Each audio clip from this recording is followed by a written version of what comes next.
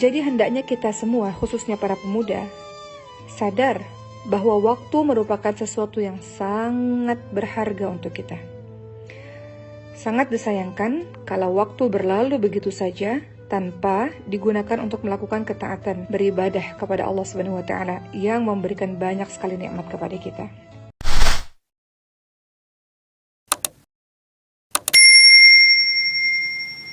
Pernahkah mendengar ungkapan kecil dimanja, muda foya-foya, tua kaya raya, mati masuk surga?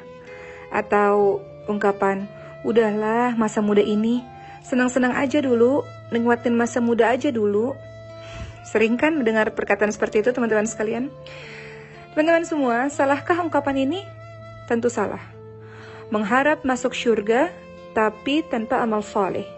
Bagaimana bisa sahabat?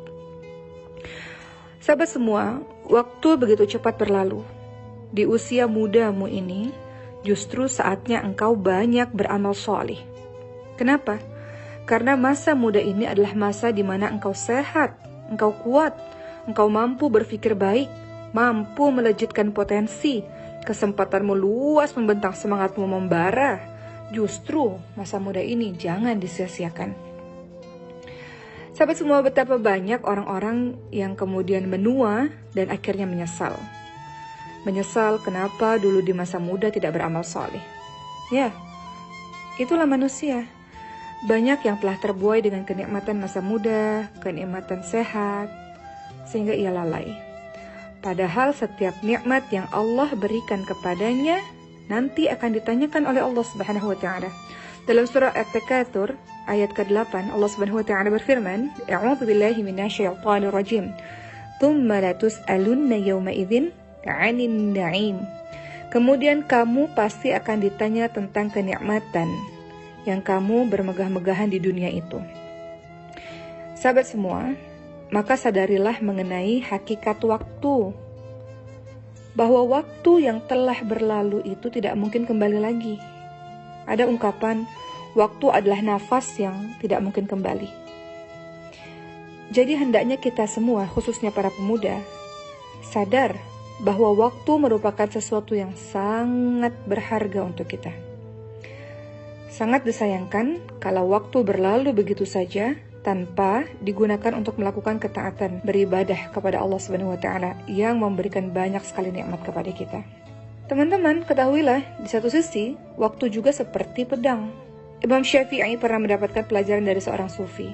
Seorang sufi itu menasihati Imam Syafi'i seperti ini kalimatnya. Ketahuilah bahwa waktu laksana pedang. Jika engkau tidak menggunakannya, maka ia yang justru akan menebasmu.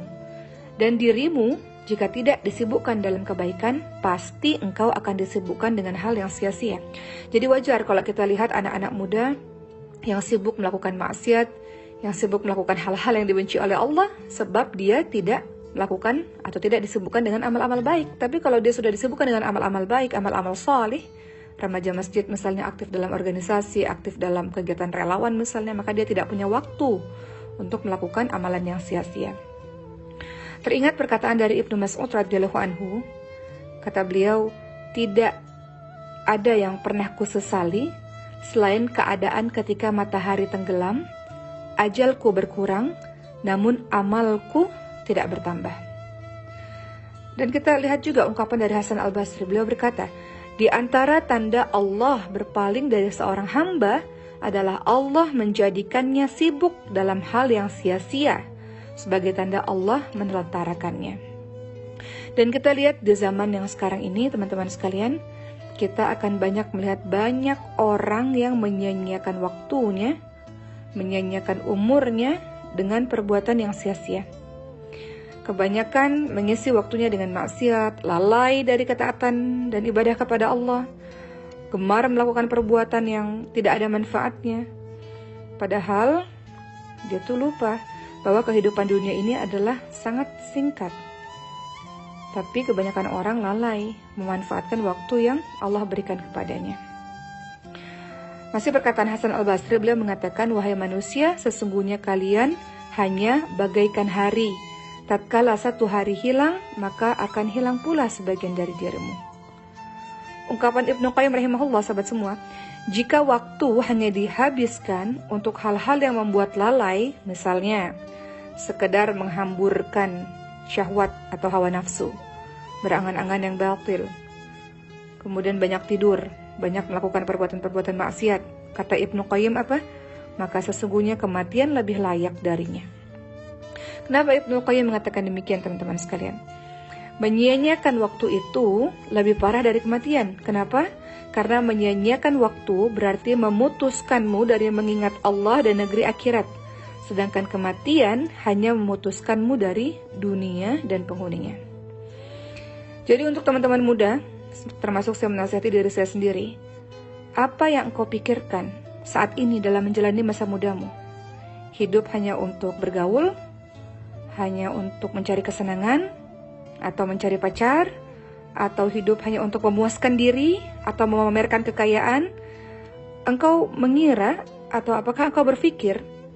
Apakah engkau yakin bahwa hidupmu panjang? Engkau berumur panjang? Wallahu a'lam, sahabat sekalian. Kita ingat bagaimana nasihat dari Nabi Muhammad SAW. Beliau bersabda, kedua kaki seorang anak hamba tidaklah beranjak pada hari kiamat hingga ditanya mengenai umurnya, di manakah ia habiskan? Ilmu yang engkau punya, di mana engkau amalkan? Harta, bagaimana engkau peroleh? Dan bagaimana engkau menginfakkan? Dan mengenai tubuhnya, di manakah usangnya?